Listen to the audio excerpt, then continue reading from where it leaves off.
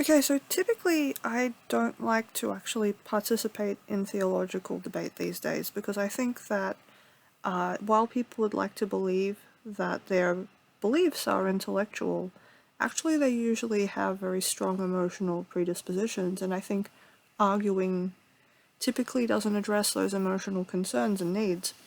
However, there is a piece of misinformation going around, and that is the idea that Christianity has only persisted over time the way it has, thanks to something called cognitive dissonance, which is people seeing things that seem to contradict their beliefs, and then simply creating a post-hoc explanation for it that fits with their beliefs, and therefore allows their beliefs to continue. Now, I don't, first of all, I don't think that it's fair for non-believing people to unilaterally apply this to all believing people. I don't think it's fair because actually atheists do the same things. When you present them with evidence for a god, they will typically come up with counter-arguments to make that evidence look bad or wrong. You know what I mean? It's something that everyone does the minute they want to defend their beliefs in the case of argument, and I think it's to naturally be expected that people would do this. Just because you consider something to be evidence against a particular set of beliefs does not mean that the other person is required to believe that the evidence you're presenting is the truth. They're not obligated to, because how would you prove it? How would you prove that your proof is correct? More so than any proof they would offer you for their beliefs. Another reason I don't think it's a very good argument is because I think it misunderstands the concept of faith. When you have faith, well, okay, even if you don't have faith, you don't always need to be able to fully comprehend a concept to believe in it. And simply because you don't fully understand a concept doesn't have anything to do with whether it's true or not. The vast majority of people would not be able to fully explain how their mobile phones work, but they will still accept it as fact that they do.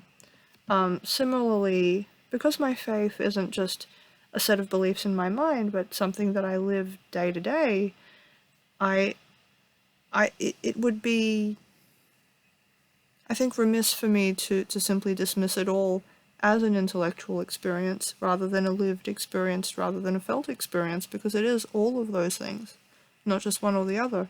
And I think anybody who carries a strong conviction about anything, whether it's belief, disbelief, any kind of belief, you're not just thinking what you believe inside your head, you're actually living according to that belief set every day. And so I think it makes a lot of sense that it would take a lot for a person to change their beliefs, much more than just being presented with what somebody else says as evidence against it. I think it's natural that when they experience something that seems to challenge those beliefs, they won't just by default drop them. I think that it's also not just in order to create counter-arguments, or not just by creating counter-arguments, but also by sometimes being willing to say, okay, I don't understand this situation, but that doesn't necessarily prove that my beliefs are entirely false. Just as I don't necessarily understand how every organ in my body functions, and I've never seen them, and yet I still believe they exist because I've lived with the experience of having them. For a person who believes with conviction, this is how they will think. And, it's occurring to me that people might hear these words as being simply defensive, and I won't lie, I am, I suppose, leaping to defense of the concept of belief in general, because I think that we live in times that are so strongly predisposed towards disbelief that the concept of disbelief doesn't perhaps receive the level of challenge that it deserves to at times. But the truth is that, as I've said, even non-believers, when they're confronted with evidence that contradicts their disbelief in a God, they will very quickly come up with arguments. And in fact, I'd say that this argument about cognitive dissonance is something that that atheistic people are leveling at believing people as a kind of post-hoc explanation for how people can continue to believe even though they've been presented with the same things that would cause an atheist to just fall away.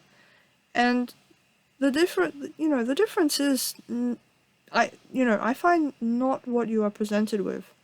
The things you are presented with do not inherently produce faith or a lack of it, not in of itself, because I went to the same church as a number of other young people and they didn't respond to it the same way I did.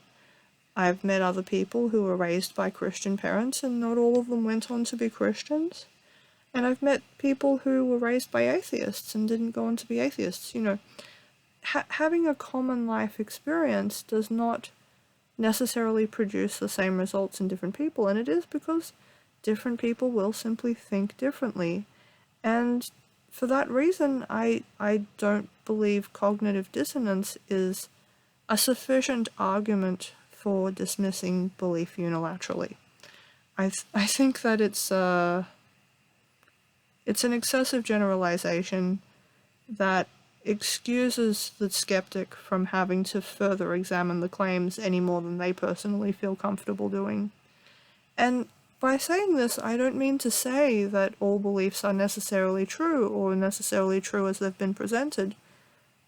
I don't need to. The main problem I think that I have with atheists is not that they are atheistic, not of that problem itself. The real issue I take with how atheistic people tend to think is that they have this assumption that all evidence is evidence against belief rather than for it. That they're inherently predisposed to interpret evidence in that direction. And they'll say things like, well, if God appeared to me today, I would believe. I would question that. If God appeared before you today, you would most likely call it a hoax. You would most likely call it a laser show. And in truth, even speaking as a believer, I'd be inclined to probably agree with you. I would not expect God to appear before anyone because I don't believe God is that kind of God in the first place. But a final argument that I want to make against this idea that Christians came up with this notion of Jesus' kingdom being spiritual as a post-hoc explanation for why he died and was resurrected and ascended, there's a number of arguments that I have against that concept. I mean, first of all, there is the fact that after Jesus came back from the dead and was ascended, there were many people who saw him. Many people. It's documented. The Gospels were written well after the fact of what happened, but that's actually evidence for it, because all of the stories told were discerned by actually asking people who did see it, and the reason they are treated as truth is because so many people did and were able to tell these stories. So when the Bible tells us that a lot of people saw Jesus resurrected after his death, we can take it as the product of investigation. But even if people want to say, oh no, nobody has ever said that Jesus would die and then come back from the dead before, that's not even true. If you go back even as far as Isaiah and earlier parts of the Bible, there was already foreshadowing that Jesus would come and die for the sins of many. And, even within the life of Jesus himself, there was a great deal of foreshadowing to that effect. If you read the Bible very carefully, you'll find that this and many of the arguments that atheists want to make against Christianity, or Judaism really, are very quickly and easily debunked, because even in cases where their arguments seem to hold up, typically if you investigate into the culture and the language a little more deeply, again you find that their arguments don't hold up. And again, I think the reason this is the case is because atheistic people aren't just atheistic for what they've been shown, it's because they carry a deeper intellectual desire to continue to be atheistic. And far be it for me to try to tell them who to be, because I know better than that. And I know that, there is no reason for atheists to take anything I have to say seriously. They would immediately hear that I'm a believer and dismiss me as a loony. And they are within their rights to do so, if that is what they truly believe in. But just as they are entitled to their own beliefs, I'm entitled to mine. And it's my belief that Christianity or any other form of belief should widely and socially be considered equally as acceptable as atheism. And that atheism should not be considered the norm, because historically it hasn't been the norm. Historically, atheists have been in the vast minority, and it's only within the past few decades that they have been in the majority at all. And even then, they're only a cultural, verbal, majority. They're only a majority in terms of the influence they have socially and in terms of popular culture. In terms of who people are on an individual level, you'll still find that the vast majority of people are not atheistic at all. And insofar as they seem to live that way, it's only, I would say that's a question of personal interpretation or understanding or values. It doesn't, none of this I think should be understood to exonerate atheism in any way. As I said, if it's what you sincerely believe, that's your own business. But just because you want to jump off a bridge, I'm not obligated to jump off the bridge with you. It's not anyone's job. No one's obligated.